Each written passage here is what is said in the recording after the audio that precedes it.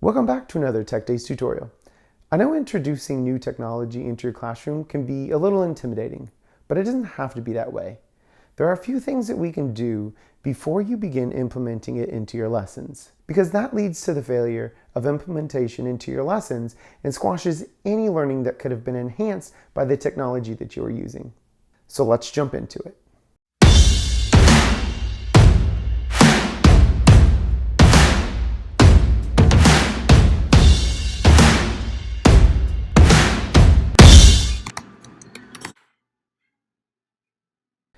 Technology in the classroom does not have to be intimidating. It is likely that you may not know very much about the tool that you want to implement. When introducing technology to your students for the first time, you and your students need to have time to learn it in a non-curriculum activity. I see teachers make this mistake a lot. They will introduce a new technology while teaching something else that is new to students at the same time. This is a problem because now, instead of using technology to enhance a lesson, what is really happening is that students are trying to learn two or more things at the same time. The technology isn't enhancing anything at this point. It is getting in the way of learning the material that is going to be tested and put on their grade card. In the end, students are just frustrated and haven't learned how to use the technology or their curriculum content. So what do?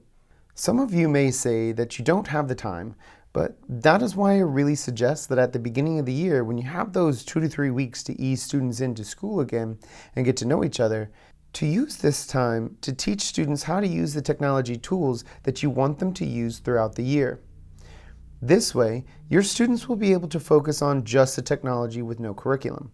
This allows them to have fun learning how to use a program, find out how something works, and you'll be able to guide them along the way when you see that they don't understand something that you thought that may have been easy for them to do, but it actually isn't. There are many times that I have introduced a tool, and because of what my students discovered or thought of unique ways to use this tool, we were able to do much more with it than I had originally planned. Try to get your students to master the tool or at least be moderately good with it before you throw curriculum into the mix. Before I started doing this, I would try to have my students use the technology at the same time as doing my lessons, and what happened was that all of us got frustrated and no one learned anything. It is a must that you stop everything you are doing and teach your students the technology independent from your curriculum before you have your students use it to enhance their learning. Here are two stories that I have as to show how it helped benefit my classroom. The first example was when I wanted to really start using Google Slides with my 5th graders. I wanted to get away from docs and drawings to a program that allowed my students to do the text and images just in one platform. So at the beginning of the year, I showed my students how to make memes, import images, make drawings using the Polygon tool, and enter text. It was very simple, but since I chose not to have them learn anything else but how to use this program, they really took off with it. I didn't ask them to learn anything, use correct grammar, find information from the text, solve a word problem. I just let them explore and try to find stuff out. What ended up happening is that the students would want to do something, and then another student would say, they figured it out. And then they get up and they go show them. Then some students would want to do something creative, and I would play around with it and figure out how to do something that we didn't think that we could do with this program. Then we went back and forth. They were asking questions, students figured some things out, then I would figure something new out because of what I learned from them, and they would do something new because they learned something that I taught them. This type of exploration allowed my students to feel comfortable exploring the technology tool without anything getting in the way. This in turn allowed the tool to enhance the later lessons when they had to use it to make creative projects. Their presentations looked great. They were able to go beyond what I had hoped they would do when I was conceptualizing what I wanted them to do when using it for lessons. They were only able to do this because we had taken the time to learn it before we added in the lessons using the curriculum. Another example of this was that I was determined to teach my students to use iMovie. Not the trailer feature where you just drag and drop images into a template that does all the work for you, but script out, create a timeline, shoot and edit their work together with an intro and an outro. I wanted them to overlay text, make cuts, zoom in and out, the whole works. What I did not intend for my students to do was use motion graphics.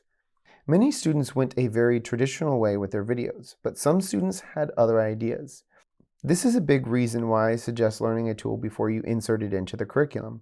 What I had envisioned in my head was not what they had envisioned in their head. Two ideas came up. Some students wanted to do voice overlays because they didn't want to be in front of the camera. Other students wanted to make objects move on the screen while they were talking on the screen at the same time. I didn't think about this when I was planning on them using this program, but because I gave them the time to learn the program, I wasn't worried about lost time in my curriculum because I had planned in the time to do just this. We looked up some tutorials and taught ourselves how to make a presentation and then do screen recordings for my shy students. My overachievers learned to digitally cut out and crop images and then overlay them on videos and then animate them on the screen. So now, when we had to use iMovie for a project, we already knew how to do all the creative parts that would hold back their learning, and then students were able to make what was in their head. Technology enhanced their learning at this point and didn't frustrate them when using it to apply what they learned. The moral of the story is that if you want to implement technology into the classroom, take the time to learn the tool separately from your curriculum. Only when they understand how to use the technology should you really bring back the materials that you are going to test your students on to be enhanced by these tech tools. Otherwise, the technology will just get in the way. Now, I know there are some tools that are out there that are very simple and you can just pick it up and use it right away. But I'm going to let you decide which ones you think are quick and simple to plug and go technology tools and which ones that you think you need some exploration time.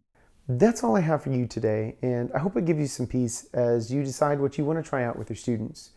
No technology is too big or too small. You can do anything you want in the classroom with your students, as long as you take the time to prepare for it, explore it, and just have fun with it. I know you've got a bunch of awesome ideas going around in your head right now, and yes, you can make it happen. You've got this. It's gonna work out. Have fun. And as always, stay awesome, my friend. Thanks for stopping by.